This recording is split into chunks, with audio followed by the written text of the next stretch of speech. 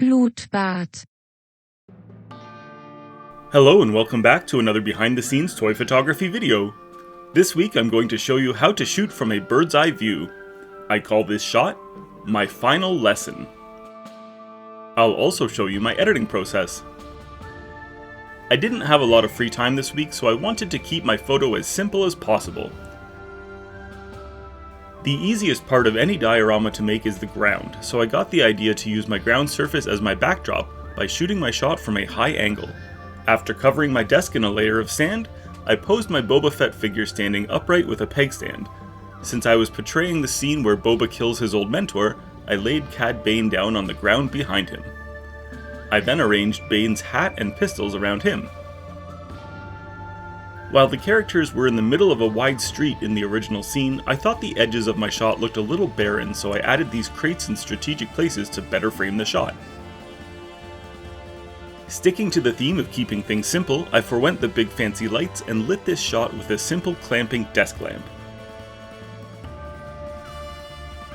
Here's my starting image. Since I only used the one small light, my shot was pretty dark. My main goal for the edit was to lighten up the image and add some warmth. I began by cropping some of the bottom of the shot, then adding adjustment layers for levels and color balance. I also added a warm photo filter and upped the density. Next, I used the healing brush tool to edit out some imperfections in the sand and to remove the articulation joints on my toys.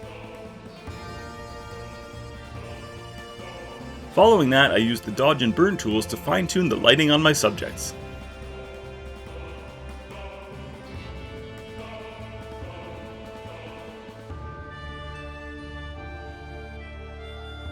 Lastly, I added a touch of red glow to Bane's eyes and painted in the puncture mark on his chest from where Boba stabbed him.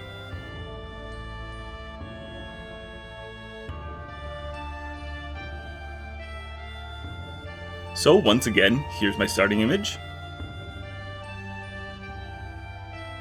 And here's where I ended up.